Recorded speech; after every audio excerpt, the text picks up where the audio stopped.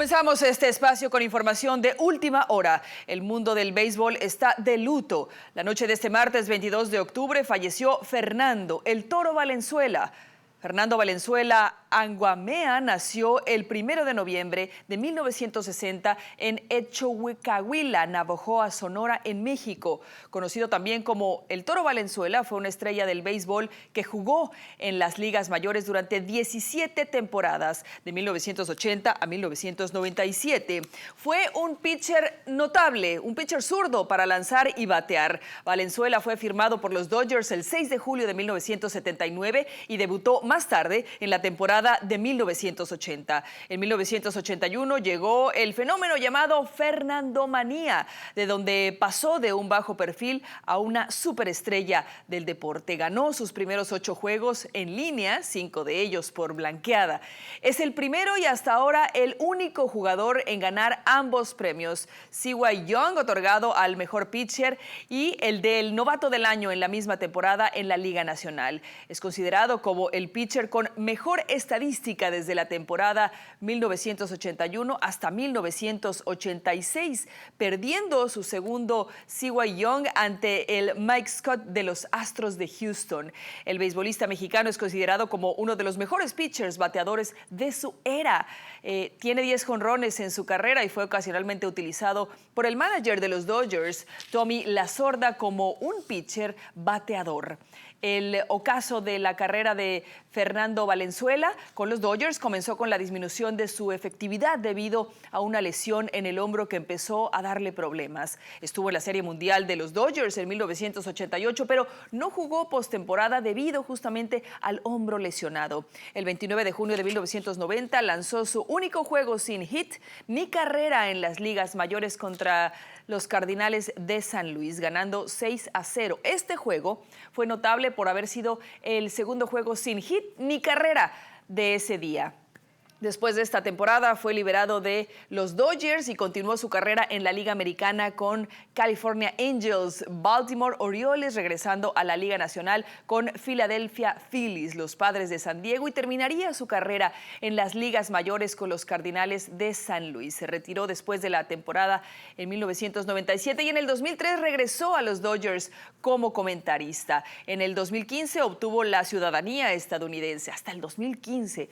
Fue dueño, junto con otros inversionistas de Yucatán en México, de los Tigres de Quintana Roo, equipo de la Liga Mexicana de Béisbol AAA desde 2017 con sede en Cancún. El pasado 30 de septiembre, Fernando Valenzuela preocupó a sus seguidores, pues fue hospitalizado, y aunque no se especificaron los detalles de su condición médica, expertos mencionaban que el astro del béisbol luchaba contra un problema hepático. Hoy, 22 de octubre, a los 63 años de edad, se ha ido la leyenda del béisbol mexicano y de los Dodgers de Los Ángeles. Descanse en paz, El Toro Valenzuela. Y para hablar más sobre esta gran estrella mexicana del deporte, le doy la bienvenida en este momento a Francisco X Rivera, quien es comentarista de deportes. Buenas noches, Francisco, y muchísimas gracias por acompañarnos en Punto de Visión. Hola Andrea, un placer. Creo que es un momento duro y un momento muy ad hoc.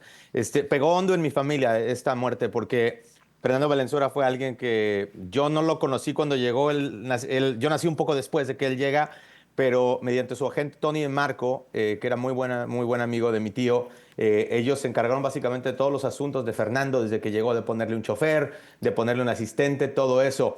Mi papá, una de las grandes historias que me cuenta es haber visto jugar fútbol, soccer a Fernando Valenzuela en Griffith Park. Wow. Y me dice que la movía bastante bien. O sea, Fernando era un atletazo, sin duda. Así como todos los grandes atletas que tienen facilidad, era un gran golfista. Pero lo que mucha gente no sabe es lo del fútbol. Y me dice mi papá que cuando lo vio por primera vez de cerca, estaba totalmente impresionado. Hay una historia muy curiosa porque yo también en brazos, por ahí más o menos de 1983, me llevan con él, me carga. Alguien puso el rollo al revés y esa foto se veló. Y no tengo para mostrarla, sino hasta el año pasado, 2023, cuando estuve platicando con él. Yo estaba, así como mucha gente mexicana que nos gusta el béisbol, bastante enojados porque Fernando no está en el Salón de la Fama. Los Dodgers hicieron un cambio a sus reglas justamente el año anterior. Ellos tienen un pabellón de honor donde solo retiran los números de sus grandes leyendas, pero el requerimiento es que esas leyendas tienen que estar en el Salón de la Fama.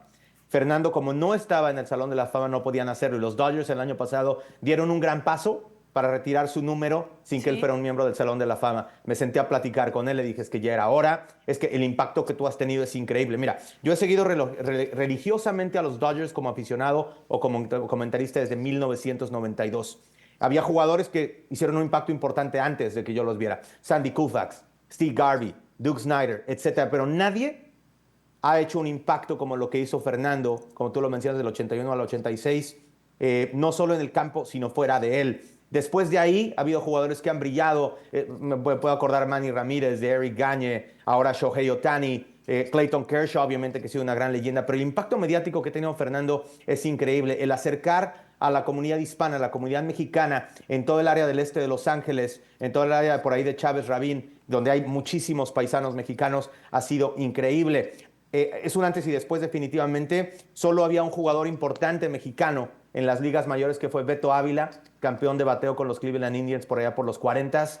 Por ahí estaba Jorge Horta, que poco después fue a los Dodgers, fue compañero de Fernando, pero no había nadie antes y después. Después Adrián González, Vinicio Castilla, pero nadie con el impacto que tuvo Fernando. Y yo te digo, yo todavía estoy muy enojado porque no es posible que los críticos que tienen su voto para el Salón de la Fama, lástima que yo no lo tengo, pero si yo lo tuviera iría con Fernando, porque hay reglas que se tienen que romper. Estadísticamente, tú mencionabas lo de las lesiones, desafortunadamente por esa costumbre que tenían muchos pitchers de los Dodgers que los gastaban o los usaban de más, sobre todo en esa época, le pasó a Fernando, le pasó a Orel Hershiser, pues estuvo lidiando con muchas lesiones y eso no le permitió expandir su carrera. O sea, sí tuvo una carrera larga, pero su carrera larga o la calidad no duró tantos años. Pero yo creo que habría que hacer un cambio de reglas porque nadie en el mundo del béisbol, aparte de Jackie Robinson, que fue el primer jugador afroamericano en 1947 en llegar a ligas mayores, ha tenido el impacto mediático y fuera del terreno que Fernando ha tenido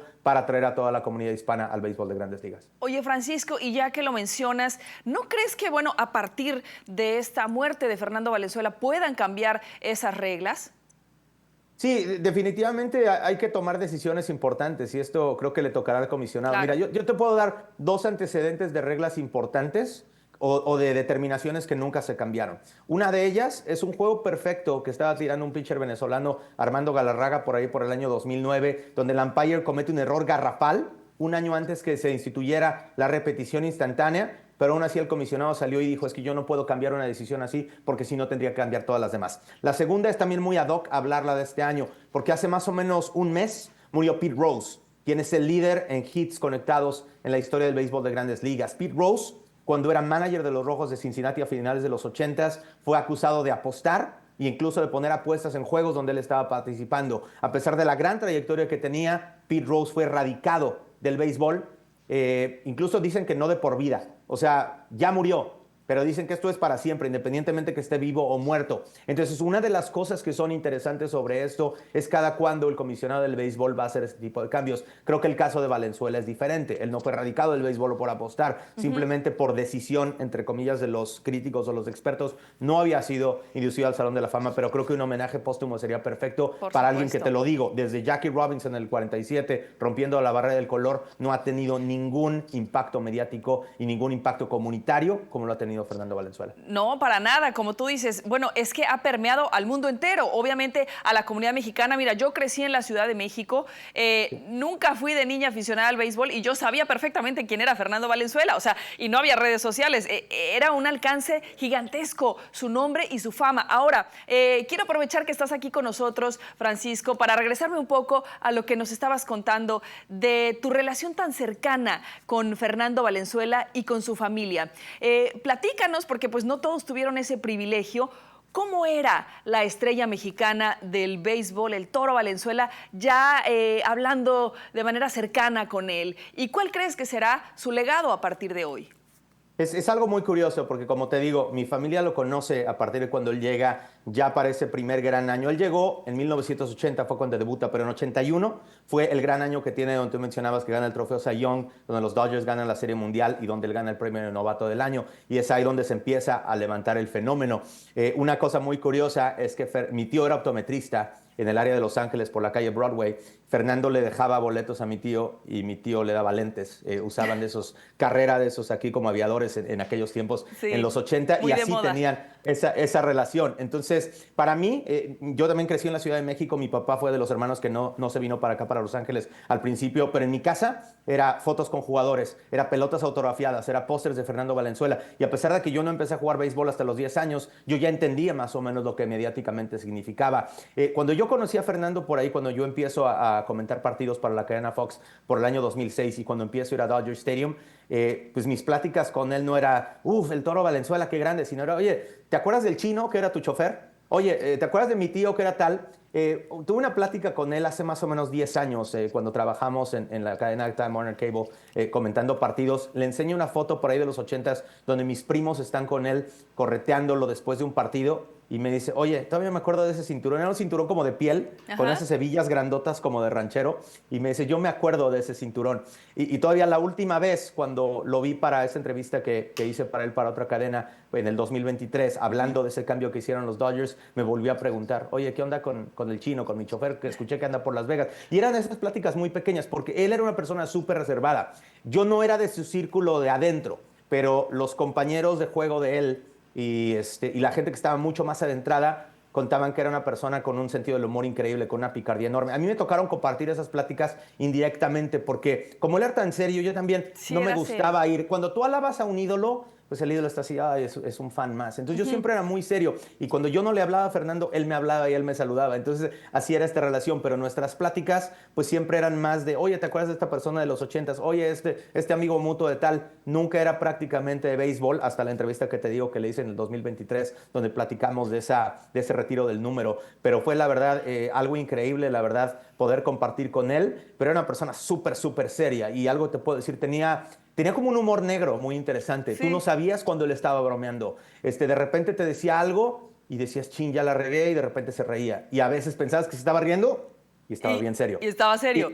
Entonces es una de esas cosas interesantes que a veces no sabías cómo manejarlo. Entonces para mí, lo que yo siempre trataba de hacer, hola Fernando, ¿cómo estás? Qué gusto. Hola, yo era muy amigo de Pepe Íñiguez, que por mucho tiempo fue su comentarista o narrador Sí. junto con Jaime Jarrín con los Dodgers. Pepe de hecho fue quien me ayudó a entrar a la cadena Fox en 2006. Siempre tuvimos una gran relación. Entonces yo llegaba, yo cotorreaba con Pepe y si Fernando me saludaba, padre, si no, todo tranquilo, lo dejaba en paz. Pero así era, yo creo, como trataba de llevármela con Fernando. Te digo, una persona seria, pero volviendo a lo mismo, mucha gente dice que tenía ya una picardía ya en la fiesta o en el cotorreo bastante importante. Bueno, y recordemos que el humor es una forma de la inteligencia y vaya que era muy inteligente y muy disciplinado.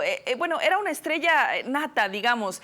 Lo que él ha dejado, te preguntaba, ha dejado un legado enorme, por supuesto, pero ahora, hoy se empieza a escribir una nueva historia, ya sin Fernando Valenzuela en este plano. ¿Cuál crees que sea, en un resumen, porque pues es demasiado lo que ha dejado Fernando, en general, el legado que va a dejar para las siguientes generaciones?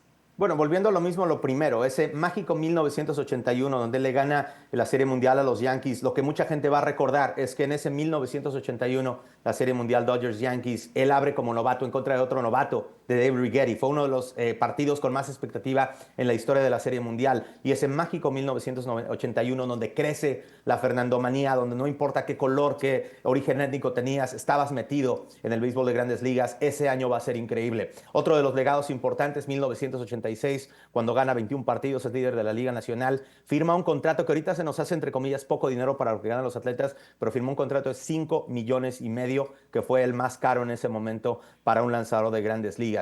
Y lo que hace acercarse a toda la gente latina, porque si tú vas a Dodger Stadium en un día normal, pues estás hablando prácticamente de la mitad de gente Así es. latina. Y yo te digo que eso fue avanzando poco a poco, eso fue avanzando paulatinamente hasta ahorita. O sea, la primera vez que yo fui al partido de los Dodgers fue en 1995. No había ni cerca de tanto latino que hay ahorita. Yo creo que muchos de ellos fueron esos niños que crecieron viendo a Fernando Valenzuela, eventualmente crecen, tienen poder adquisitivo y llevan a sus hijos. Y tú por eso ves todos los jerseys. Hablando de ese legado, hay una escena que yo no me voy a olvidar, el partido del domingo cuando juegan los Rams y los Raiders, que los Raiders están ahora en Las Vegas, pero tienen gran seguimiento todavía por su tiempo en Los Ángeles.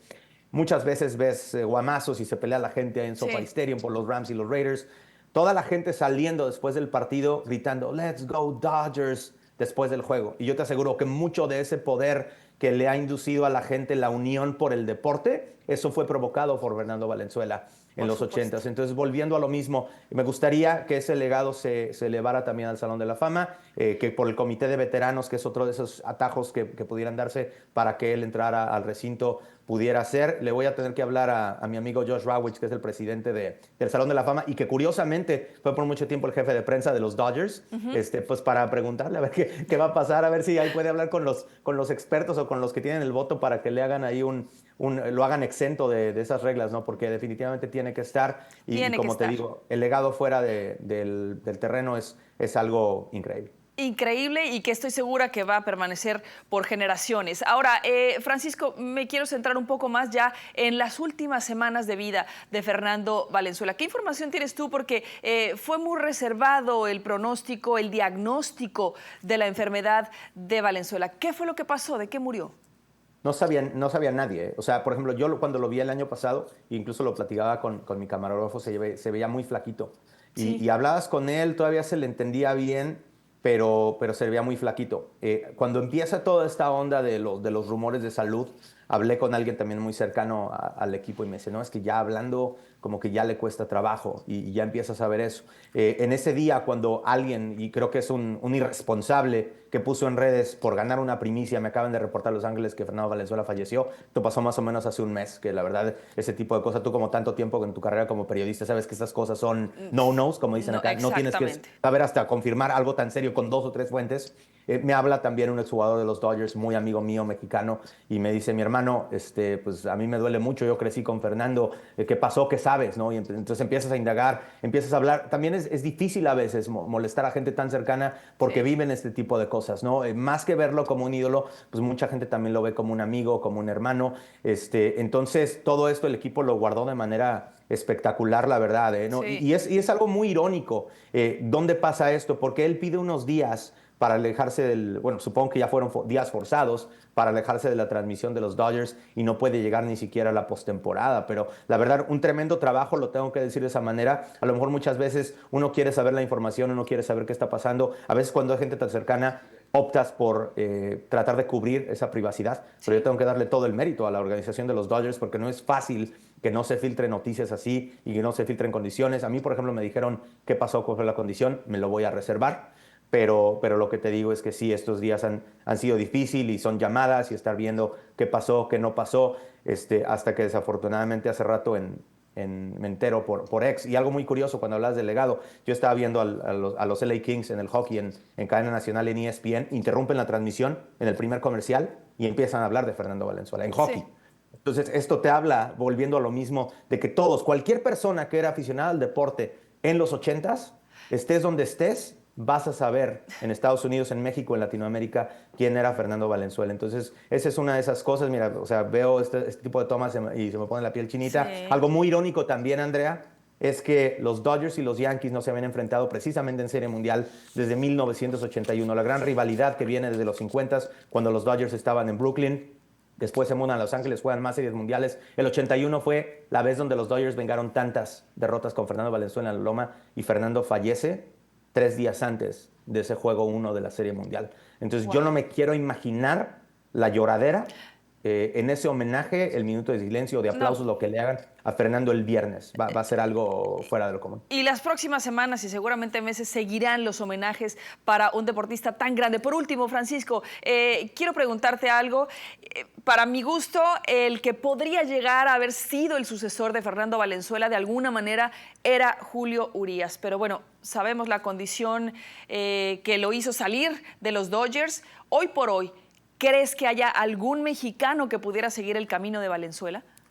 Creo que es una excelente pregunta y me río un poquito porque Mike Brito, que también falleció hace poco, fue un scout cubano que se volvió de hecho una celebridad en México. Llegó a salir incluso en esas películas con Alfonso Sayas y con Rafael Inclán. Por Wow. haber descubierto a Fernando Valenzuela, él solito se hizo una celebridad. Él estaba siempre sentado atrás de home plate con su puro y con una pistola de radar en los tiempos anteriores del iPhone, midiendo la velocidad de los peloteros. Sí. Él en 1997 trajo un chavito también del norte de México llamado Denis Reyes. Era muy parecido físicamente a Fernando Valenzuela, un poco más chaparrito, pero era zurdo también, era cachetoncito, era robusto y todos pensábamos, ese va a ser el nuevo Fernando Valenzuela. y de repente pues vimos que pues los Fernando Valenzuelas no crecen de los árboles, ¿no? Lo de Urias también era tremendo, ¿no? Porque es zurdo también, porque fue héroe de la Serie Mundial, porque llegó muy jovencito, desafortunadamente tiene problemas fuera, pero si volvemos a lo mismo, y tú si creciste como yo y me lo dices en la Ciudad de México, sabemos, creo que hay un triunvirato de atletas que difícilmente se va a romper en México, que es Hugo Sánchez, Julio César Chávez y Fernando Valenzuela. Entonces, por ahí te pudiera decir que va a ser muy difícil que llegue alguien. La única persona que ha logrado tener grandes merecimientos en el béisbol de Grandes Ligas, pero era jugador de campo, era tercera base, gran bateador, Vinicio Castilla, el oaxaqueño con los Rockies de Colorado, tuvo varias campañas de 40 cuadrangulares, pero como pitcher muy, muy difícil. Había por ahí un zurdo también en el tiempo de Valenzuela, Teodoro Higuera, no sé, ha habido muy buenos pitchers, Esteban Loaiza, pero nadie con el nivel. Y si tuviera el nivel, jamás va a tener el impacto mediático, eso sí. No. Y lamentablemente, pues Julio Urias, por sus acciones, echó por tierra su carrera, desafortunadamente. Sí. Francisco X Rivera, comentarista de deportes, muchísimas gracias, de verdad, por tu valioso testimonio, tu opinión y toda tu sabiduría respecto al béisbol. Muchas gracias por estar con nosotros. Si me dejas añadir una cosita nada más rápido, Andrea, para que la gente también entienda el impacto que tenía Fernando Valenzuela con la gente. Fernando se tenía que salir de comentar los partidos de los Dodgers temprano. Él se salía después de la séptima entrada y tenía que abordar un elevador solo, porque si no, no podía salir del estadio. Es la figura más querida, creo, en la historia de los Dodgers de Los Ángeles. Sin duda. Y con eso lo has dicho todo, lo que era y lo que seguirá siendo Fernando. Muchísimas gracias, Francisco. Buenas noches. Gracias. Descanse en paz. El Toro Valenzuela se ha ido de este plano esta noche. Hasta siempre, Fernando Valenzuela.